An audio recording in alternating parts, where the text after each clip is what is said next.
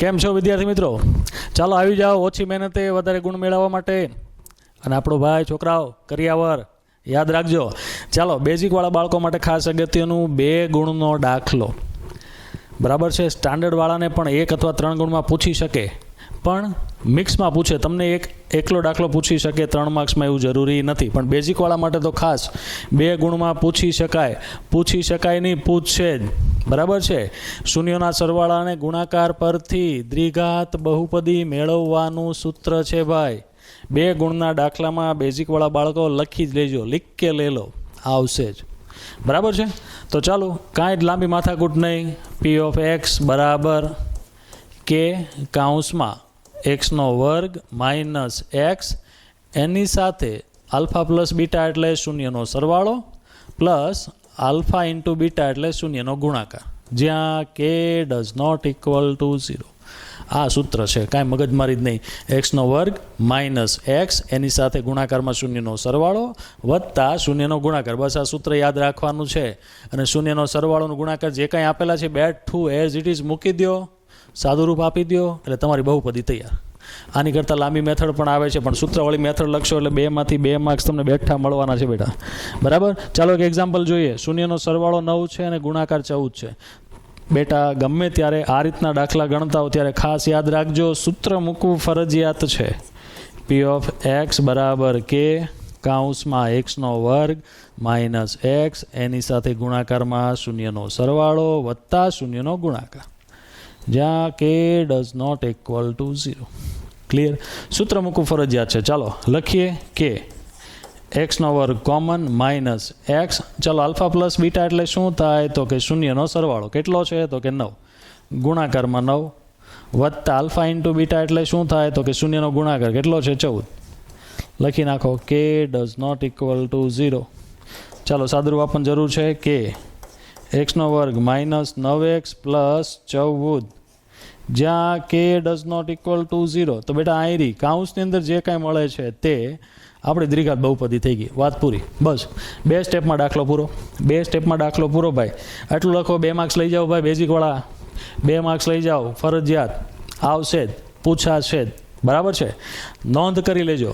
ચાલો આની જેવા હજી 2 એક્ઝામ્પલ જોઈ લઈએ, અગત્યના છે એટલા માટે. પછી સાદુરૂપ તમને આપતા આવડવું જોઈએ બેટા, સાદુરૂપ તમને આપતા આવડવું જોઈએ.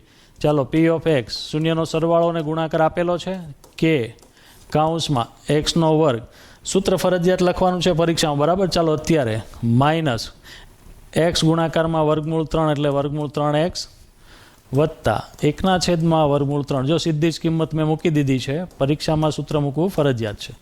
ચાલો ગમે ત્યારે યાદ રાખજો, ગમે ત્યારે કાઉન્સની અંદર અપૂર્ણાંક આવે ને ત્યારે તમારે લસા લેવો ફરજિયાત છે. ચાલો આનો લસા લઈ લઈએ આપણે. લસા કેટલો આવશે? તો કે વર્ગમૂળ 3 આવશે. ચાલો અહીંયા આની સાથે ગુણાકાર કરીએ એટલે વર્ગમૂળ 3x નો વર્ગ માઇનસ વર્ગમૂળ 3 ગુણાકારમાં વર્ગમૂળ 3 યાદ કરો 3x વત્તા 1, જ્યાં કે ડઝ નોટ ઇક્વલ ટુ 0. ચાલો લસા લઈ લીધો, વાત પૂરી. હવે છેદને તમે બહાર કાઢી લો. છેદને બહાર કાઢી લેવાનું ભૂલતા નહીં. એટલે કે છેદમાં વર્ગમૂળમાં 3 અને કાઉન્સમાં જે વધે તે આપણી દ્વિઘાત બહુપદી થશે. કન્ફર્મ. ગમે ત્યારે અપૂર્ણાંક આવે કાઉન્સની અંદર એટલે લસા લઈને દાખલો ગણજો અને છેલ્લે જે છેદ વધે એને બહાર કાઢી લેજો, એટલે જે અંદર જે વધે તે આપણી દ્વિઘાત બહુપદી થશે. એકદમ ઇઝી સૂત્ર સાથેના 2 સ્ટેપ, વાત પૂરી. આટલું 2 માર્ક્સ લઈ જાઓ. રેડી? ચાલો હજી એક દાખલો જોઈએ આપણે.